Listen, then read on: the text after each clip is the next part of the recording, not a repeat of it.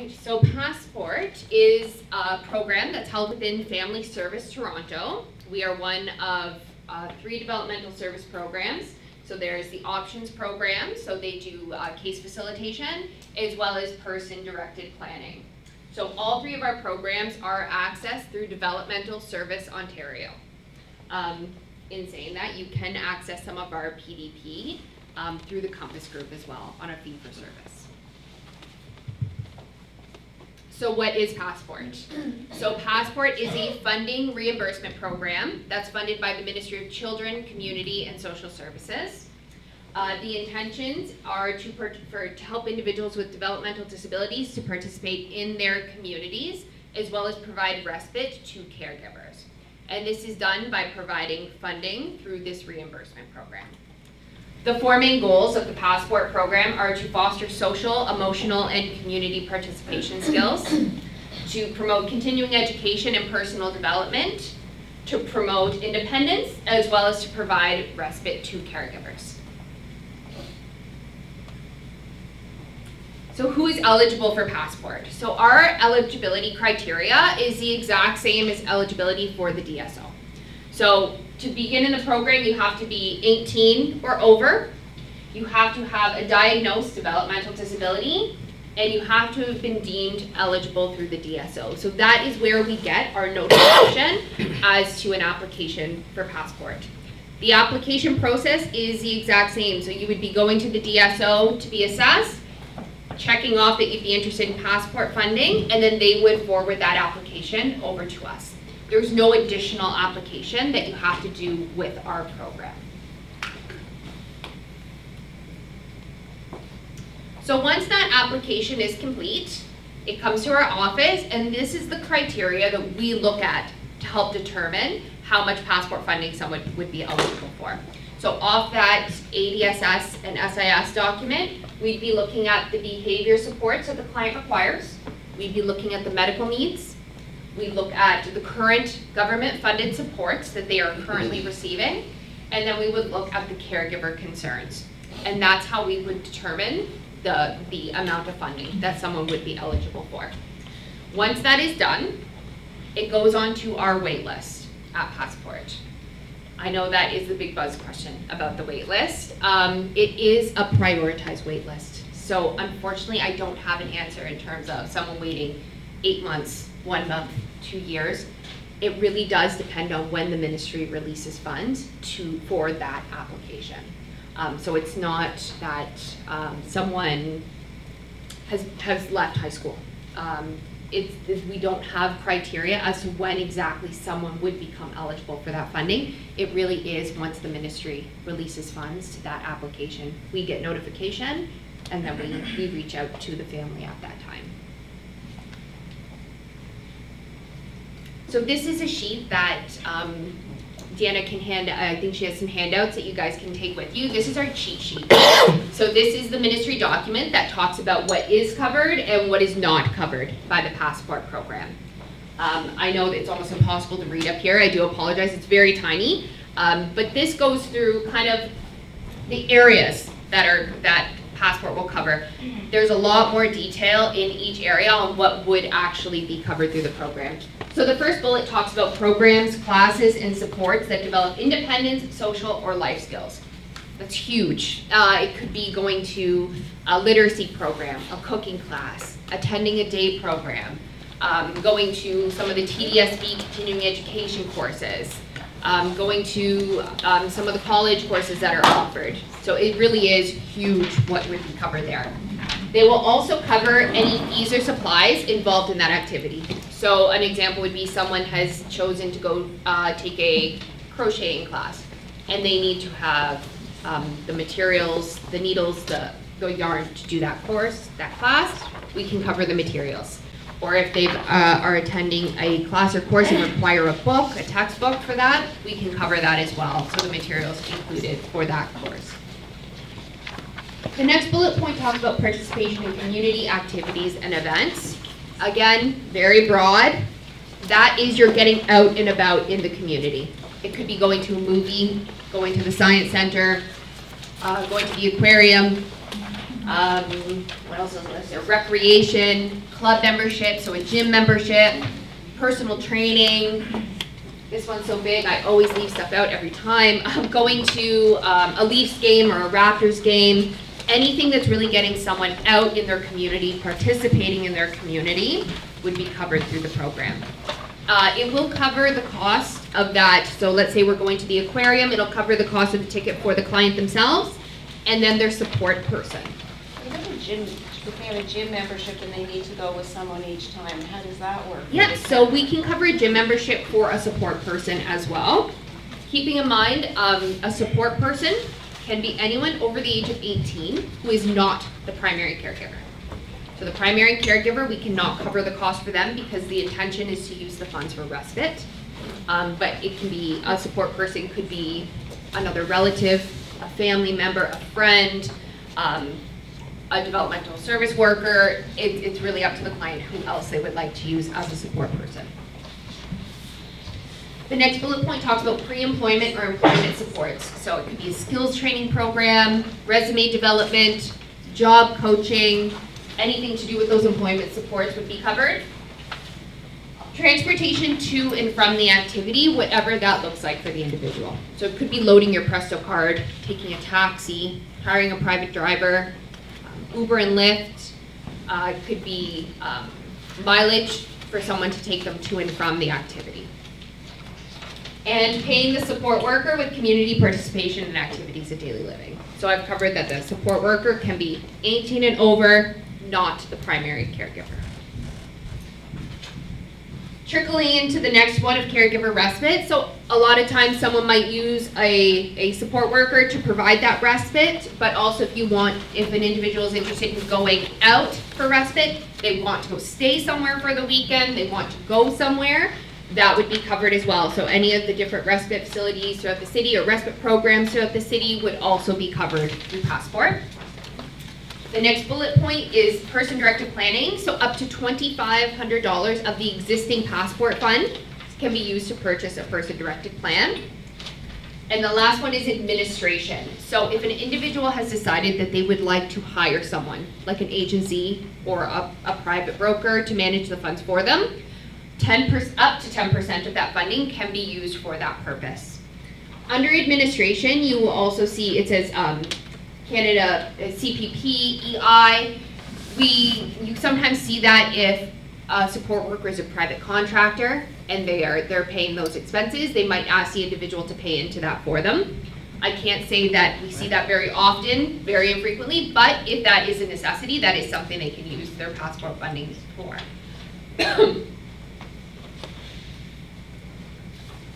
On the flip side of that document, it talks about ineligible expenses, so what we cannot use the money for.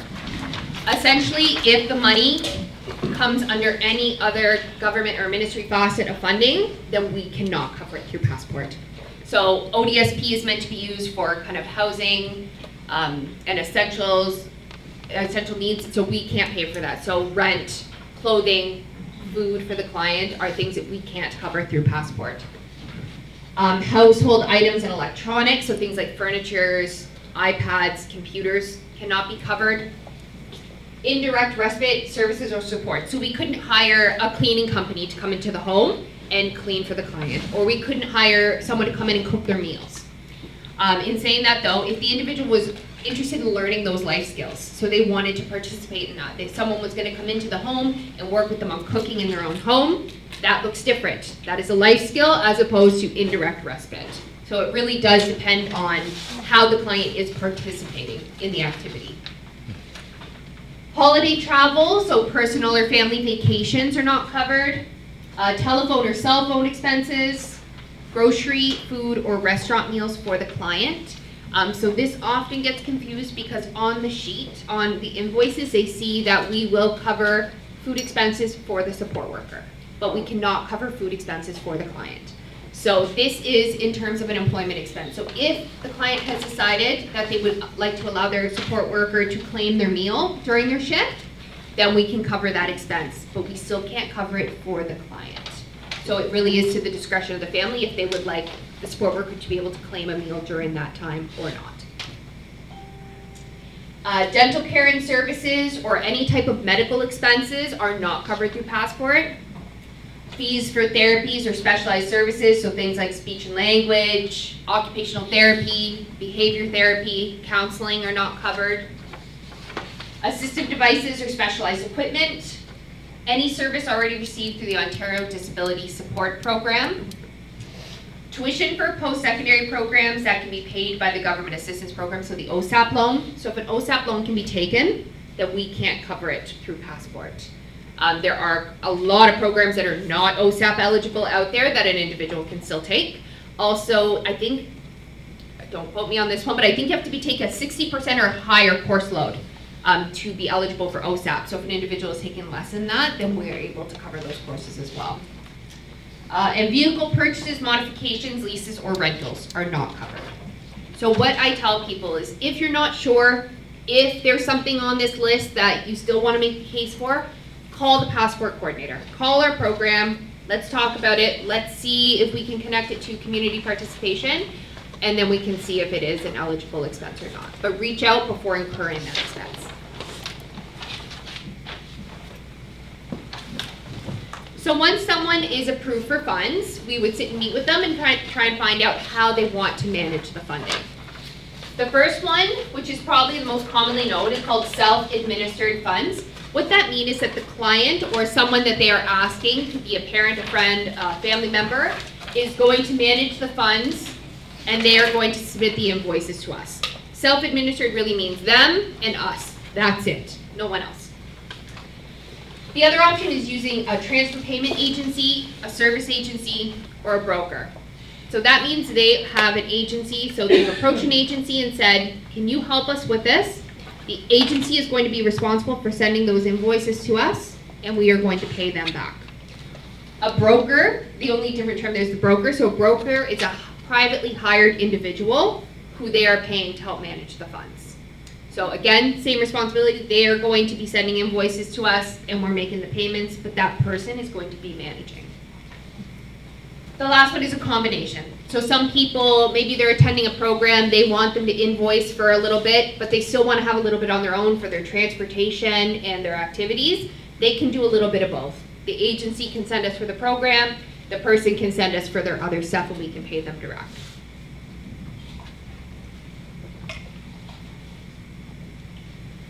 So once that application is received in our office, they are automatically assigned a Passport coordinator. So someone like me in the office, whether they are receiving funds or not, they are assigned to someone's caseload right away. Our role is to be the primary contact of anything Passport related. So we are the ones that they would contact for any questions about their wait list, their application, anything to do with their forms or what is covered or is not covered by the program. We would be their contact person. I'm reluctant to say this one, but so in 2014, we received a little bit extra money to provide additional support to individuals who were in the program. At that time, we were only receiving, we each had about 400 to 500 people on our caseload. Since then, we've upped to about 1,000 to 1,100 people on our caseload. So we aren't able to provide that intensive support that we used to. But we have held on to some of those things where packages used to be mailed out to people. Now we try and get people to come in, we try and meet with every person to talk about the program, how it works, and provide a little bit extra support as to, instead of just sending the package in the mail and saying, good luck, here's your funding. We try to provide ongoing information and support through one-to-one meetings, so they can come meet us anytime. We can go over the information, we can help them try and find what they want to do with their money, as well as any families. And we do provide regular information sessions throughout the year. So if someone, even if they're in the program already, they want to come back out again and find out about, just kind of have a refresher, you're always welcome to do that. We try to provide advocacy and support in facilitating further accessibility to community resources and information. So we get a lot of calls saying, I don't know what to do with my money. What do I do? And we can try and connect them to some resources, provide information as best we can. It is very challenging for us to actually do that referral piece where we're actually going with them or making those calls, but we will try our best to try and make that connection, that initial connection. as well as to facilitate the referral of information to other programs. So we do get calls from other service providers, and with someone's consent, we can try and set up kind of how much money they have, how we're going to do the invoicing. We will talk to the service providers as well, as long as there's that consent from the client. I think I've already touched on most of these, so providing support and information on how to use the funds. We do have the ability to help them create a budget, if that's something that they're interested in using. Help to develop ideas and goals for the program. Help to understand the passport forms and documents. That's a big part of what we do. Regularly helping with invoicing, how to do those forms. I don't know how many people are familiar with the invoice forms, but they've gotten a little thicker throughout the last few years, so there's a little bit more paperwork that needs to be done to get that claim. So we do a lot of work around how to do those forms and what to do with them. And then provide any questions about what is covered and what is not covered.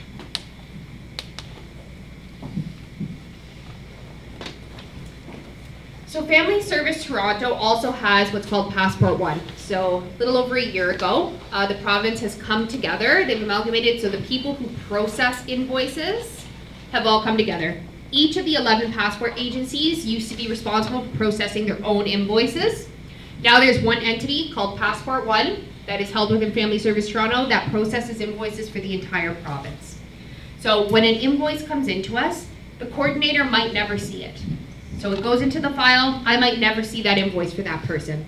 It goes to Passport One, they're an administrative program, they process the invoice and make the payment. It was done to create equity across the entire province. So that way everything is being done the same, it comes to the same spot, it's being processed the same way, in the same time frame for consistency for everyone. So all the financial functions have now been passed over to that program, Passport One.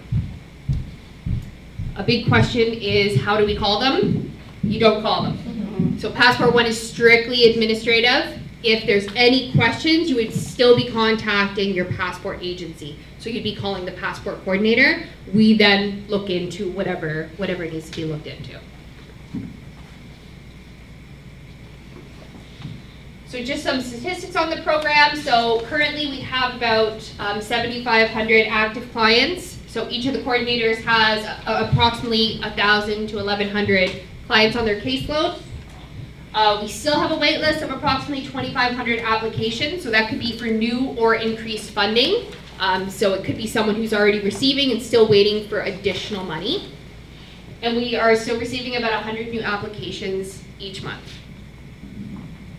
So I think that's that. So I'm going to move over to the board. I know there's some that we didn't cover here.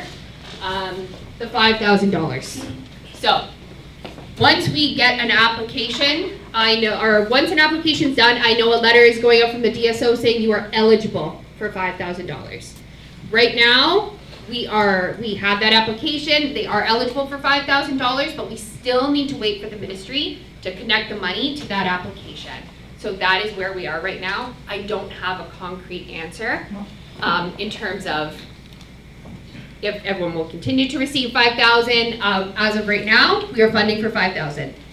That's all the information I can really get on that. The money used for, did I miss anything on what the money's used for? Was there anything specific anyone wanted to ask about what it can be used for? I'm just wondering, because the way, I'm sorry. I'm just wondering the way it was phrased, that question, was it 5,000 or, is this something new? Or what was the original amount, if not 5,000? So about, I'm gonna say a year, for like, about a year ago, 2 years ago, the Liberal government made a promise that everyone on the wait list would receive a minimum of $5,000. So the bottom of the passport funding came up. So everyone would be eligible for $5,000 regardless. That's still there. That's the baseline funding. You can't get less than $5,000. Okay. But what it was said is that everyone would receive $5,000 off the wait list. So everyone was cleared off the wait list at that time and received $5,000, and that's the anticipation moving forward that is the baseline. Is moving and that's annually. Annually, like every year. So each year it goes from April 1st to March 31st, and they get that renewed amount every year as an automatic renewal. Okay. Thank you. But as Megan mentioned, Wait, stop. Sorry. Oh, I didn't want to go on. You want to talk? You want to get off of there? As Megan mentioned, there are people that are waiting for the $5,000 that aren't receiving it yet. So Like, that was my question. So although everybody is eligible for $5,000 and may have been for a couple of years, everybody is not actually receiving $5,000. Because there is a waiting list. Yes, that was kind of, and my other part of that question was, do we know, and I know you don't know the answer to this question, do we know if it's going to continue the $5,000? Yeah. But if someone is on that wait list and they've been there for a while, they're not receiving funds, strongly advise them to call the office. I did. Push them to call, especially if it was before that March 31st date, tell them to call the office. So my question is that you mentioned that course material can be covered. What is the requirement for that? For example, I have a client who wants to go to drop-in art classes. There is no documentation of what kind of supply this person needed because they don't give out anything, right? You bring your own stuff. So how do we document, or what are the requirements for activities that require material, but there is no letter or proof for that? We do need some sort of proof of the course. If it's a free course, a drop-in, something like that, what I've asked people to do is just have whoever's coordinating that program, just write a letter. A letter's fine, have them put on letterhead that this is what they're doing, this is what they need, and then we can move from there. Yeah. Another question I have is that, according to my understanding, is that camp is covered, right? If someone goes to camp, is covered. Is that across the board, or is just the developmental services? No, any camp. Okay. So my other question related to this is that vacation is not covered for the person. So what is the difference? Why isn't a vacation considered the same as a camp? It's a ministry requirement. They will cover camps, they will not cover vacation. So just because, right? Again, we don't set the guidelines, we just have to follow the guidelines. Thank you. So you've talked about the baseline being 5,000. Does that mean it can go up from there? It can. So based on those 4 criteria, so the behavior and medical concerns, the government funding, and the caregiver, it can go all the way up to 40,000. I think it's 40,250 is the very top, but it's based on those criteria.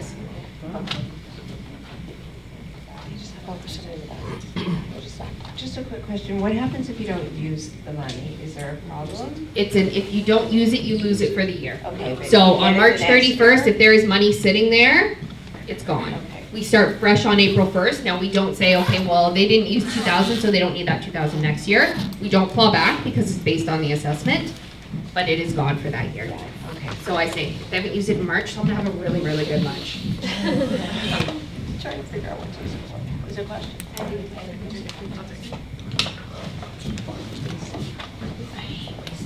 So as employment counselors and working with people who are looking for jobs and working on job retention skills, I have a client who is under the impression that this funding could cover the expense of a job coach. And that would be more support than I can offer, somebody who can go to work with them. Or maybe other parts of that agreement, but does the funding cover that, and also are there criteria for sourcing a coach? So it will cover job coaching. The only criteria, so it would fall under that same category as a support worker, that they have to be 18 and older and not the primary caregiver. That would be the only criteria that we need. Yeah. So just to Speak right in. clarify, so they can, or with my assistance or support, they can find the coach themselves as long as they fit that description? Okay.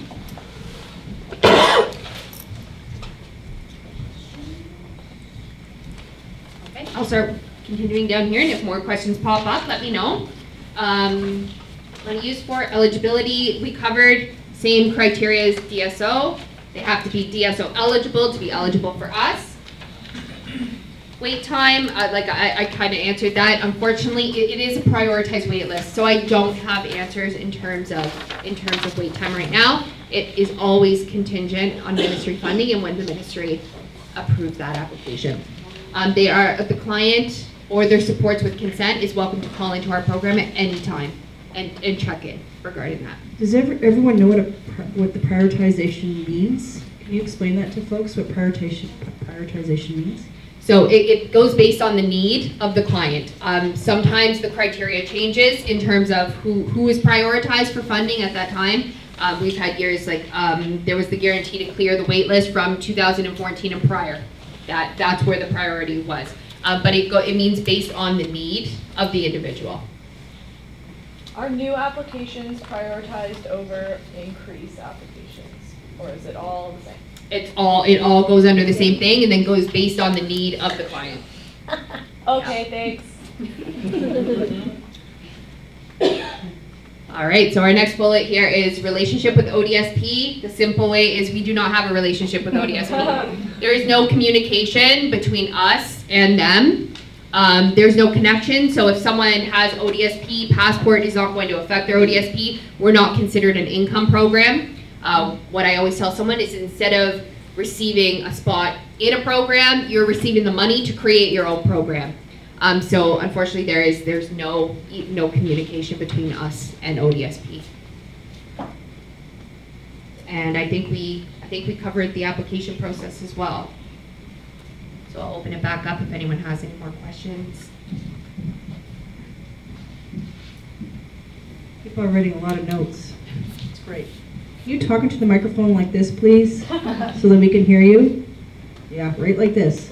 Like you're singing on the stage. Okay, thank you. Another thing come up in my mind is the people who are with the public guardian.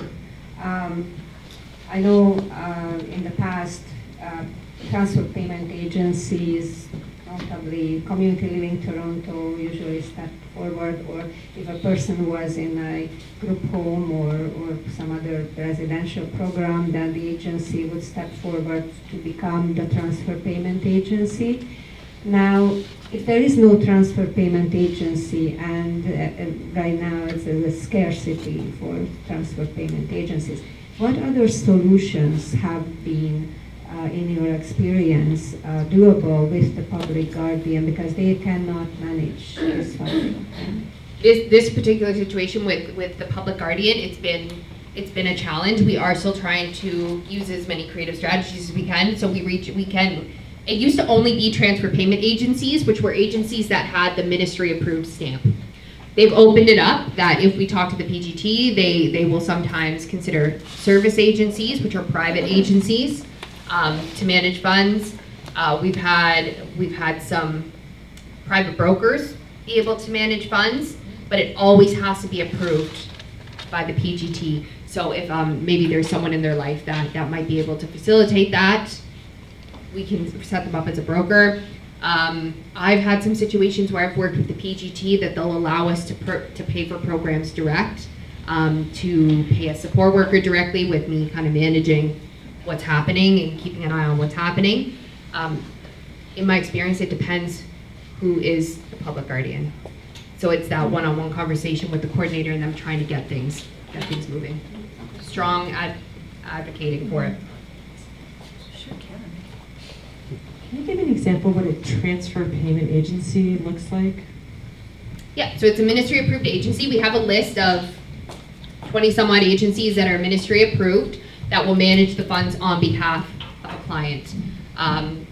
Some of them in the room, there's Montage, there's Community Living, Meta Center. So they're agencies that will invoice us directly through a portal, and then we pay them back directly. So they will manage the funds on behalf of the client.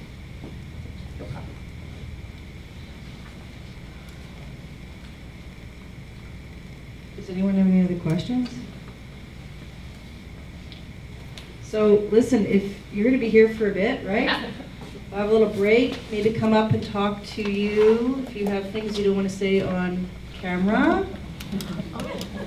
And then other pieces there as well. I guess the other thing is, how do people get this information once you leave? Do they go to you directly? You can, Okay. as I handed out my card, so you can Yeah. contact me directly if you'd like. If you call our front desk, you will always get, there's a coordinator on duty every day. So you will always get to talk to someone if you call our office. But every client does have an assigned coordinator. So you would have to call that front desk if you're not sure, and they will connect you to who it is. Just please make sure that consent's on file. I've service providers that say, they didn't call me back, and it's because we can't. We need that consent to be able to call back.